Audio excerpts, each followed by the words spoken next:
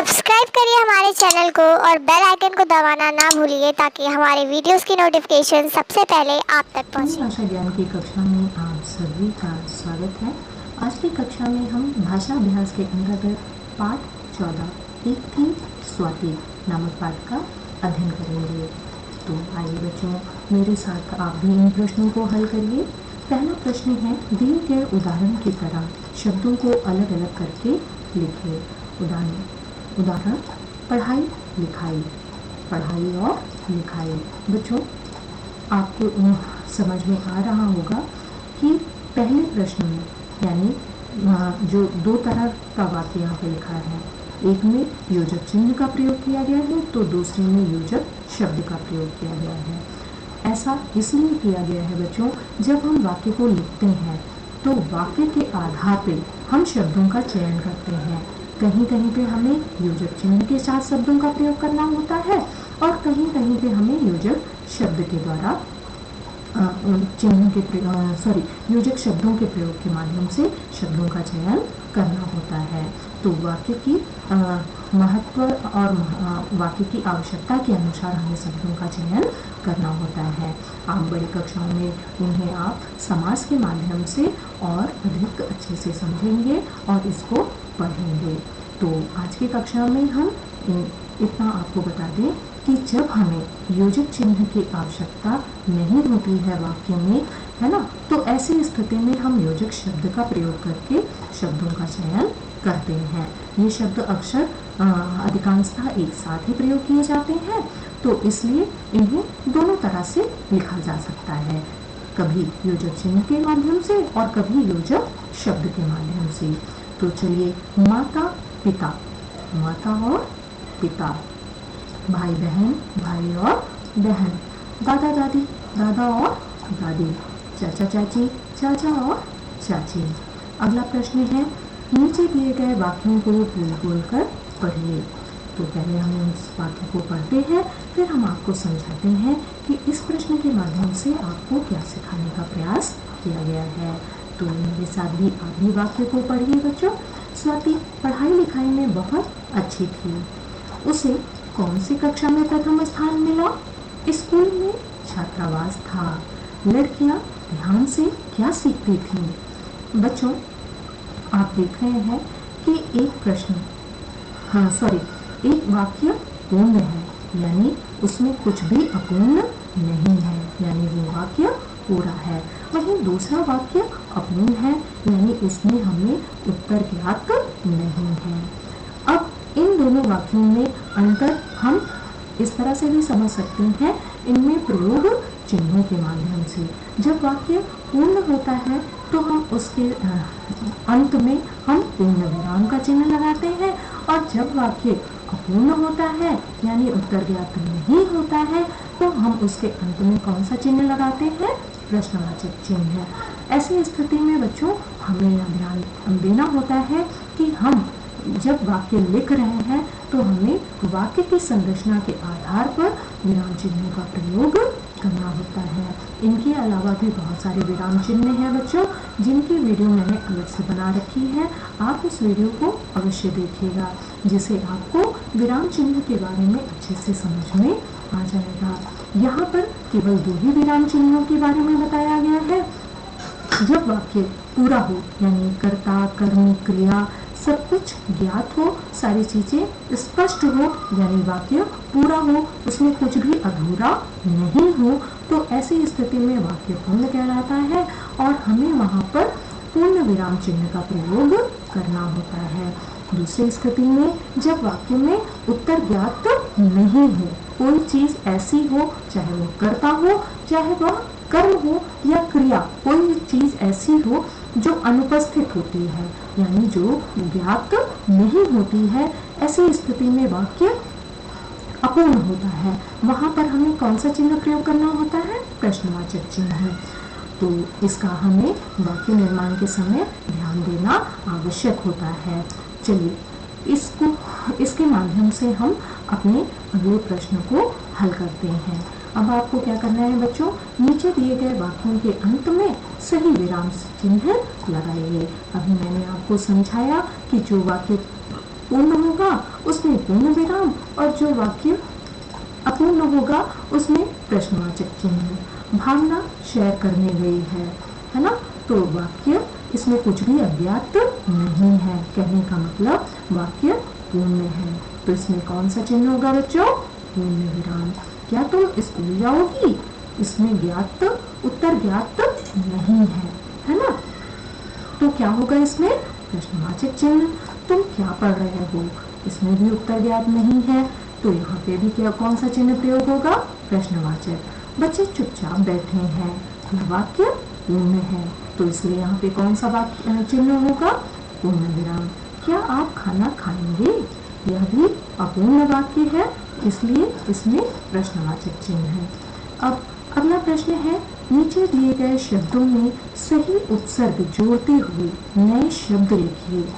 बच्चों, उपसर्ग, इस प्रश्न को हल करने से पहले मैं आपको समझा दूं कि उपसर्ग वह लघु वाक्य खंड होता है, यानी लघु शब्द या वाक्य खंड होता है जो किसी शब्द के आगे जोड़कर एक नया शब्द बनाता है ना। इसका कभी कभी अर्थ नहीं भी होता है और कभी कभी अर्थ होते हैं। उपसर्ग आप जब बड़ी कक्षाओं में जाएंगे तो उसके बारे में आप विस्तार से पढ़ेंगे। वैसे मैंने इस पे अलग से वीडियो बना रखी है जहाँ पर आप उपसर्ग को अच्छे से समझ सकते हैं। यहाँ पर आपको समझने की इतनी आवश्यकता है कि उपसर्ग वाक्य का एक खंड होता है जो सदैव वाक्य के शब्द का खंड होता है जो सदैव शब्द के आगे जोड़ता है ना, और एक नए अर्थ का बोध कराता है। जैसे होश, होश के आगे इन हेल्प बॉक्स में जो आपके शब्द खंड दे रखे हैं उनमें से आप जोड़कर देखिए कौन सा सही बैठता है और उससे कौन सा नया शब्द निर्मित हो रहा है और उसका क्या अर्थ निकल रहा है। अगर हम यहाँ पे सु जोड़ते हैं तो सुहोश, जो कि सार्थक शब्द नहीं है। शब्द वही सार्थक होते हैं जिसका कोई अर्थ प्रतीत हो, यानी जिसका कोई अर्थ प्राप्त हो। तो यहाँ पे हम सभी को जोड़कर देख लेते हैं। उनमें से हमें बे, है ना, बेहोश, है ना, बेहोश एक सार्थक शब्द है। उसी तरह रक्षा, सुरक्षा, भाव, प्रभाव, डर, निडर, है ना। आपको ध्यान रखना है कि उपसर्ग वो शब्द खंड होते हैं या वो वाक्य खंड होते हैं, वो शब्द खंड होते हैं जो सदैव शब्द के आगे प्रयोग किए जाते हैं, है ना। आपको केवल यही बात ध्यान में रखनी है कि ये शब्द के आगे प्रयोग होते हैं। कभी कभी ये लघु शब्द भी होते हैं और कभी कभी ये एक अव्यय भी होते हैं, अक्षर विशेष होते हैं, है ना। आगे बढ़ते हैं। नीचे दिए गए शब्दों का लिंग बदलकर लिखिए। लिंग, जिस संज्ञा शब्द से उसके लिंग का बोध हो उसे लिंग कहते हैं। अब आपको यहाँ पर ये तो बहुत ही आसान है बच्चों। माता का अपोजिट लिंग क्या होगा? पिता, मामा, मामी, मालिक, मालकिन, श्रीमान, श्रीमती। अगला प्रश्न है, नीचे दिए गए शब्दों के विलोम अर्थ वाले शब्द लिखिए। विलोम अर्थ यानी विपरीतार्थक यानी उल्टे अर्थ वाले शब्द। विष का अमृत, अंधकार का प्रकाश, साहस का भय या डर, हानि का लाभ। दिए गए शब्दों के वचन बदल कर लिखिए। जिस संज्ञा शब्द से उसकी संख्या व गिनती का बोध हो उसे वचन कहते हैं। जब एक संख्या का बोध होता है तो एक वचन, और जब एक से अधिक संख्या का बोध होता है तो बहुवचन। अब आपको यहाँ पे प्रश्न में देखना है कि आपके प्रश्न एक वचन में है तो आपका उत्तर किसमें होगा? बहुवचन में। लाठी का बहुवचन क्या होगा? लाठियाँ। तैयारी का तैयारियाँ। रस्सी का रस्सियाँ। लड़की का लड़कियाँ। बच्चों, जब हम एक वचन से बहुवचन बनाते हैं तो मात्राओं में परिवर्तन होता है और कुछ अक्षर भी उसमें जोड़े जाते हैं। बच्चों, वचन पर मैंने अलग से वीडियो बना रखी है, आप वहाँ पर आप उसे देखकर अच्छे से समझ सकते हैं कि वचन किसे कहते हैं और वचन परिवर्तन में हमें किन किन नियमों का ध्यान में रखना चाहिए। अगला प्रश्न है, नीचे दिए गए शब्दों से वाक्य बनाइए।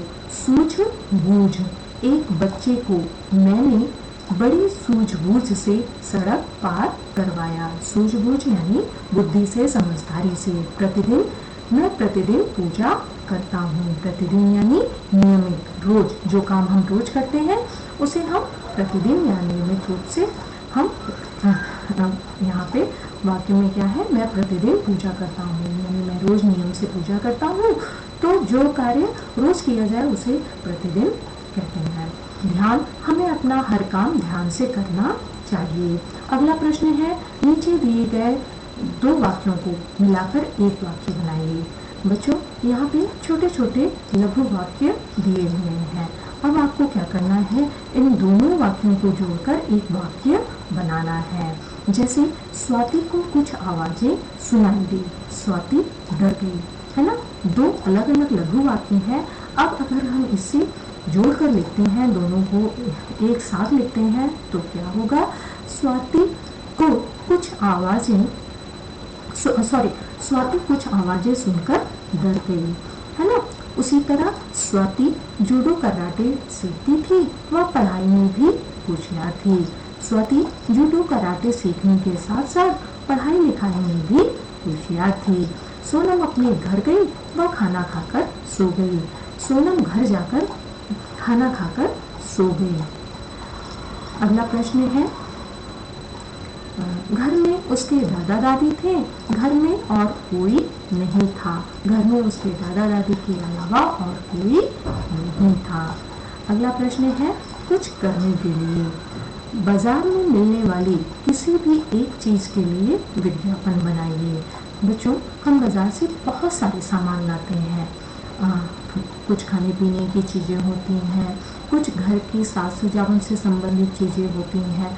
अब आपको जो भी कोई आप अपनी ऐसी चीज जो आप ज़्यादातर यूज़ करते हैं उसका विज्ञापन, एडवर्टाइज आप टीवी पे देखते हैं, उसके आधार पर आप यहाँ पर विज्ञापन बनाइए। जैसे आप बच्चों जूस का या दूध का, अमूल दूध पीता है इंडिया, है ना। इस तरह के एडवर्टीजमेंट आप टीवी में देखते हैं, मैगी का देखते हैं, है ना, 2 मिनट में तैयार हो जाती है। तो इस तरह का विज्ञापन आपको यहाँ पर एक पोस्टर कलरफुल बनाना है। तो बच्चों, आज की कक्षा में बस इतना ही। धन्यवाद।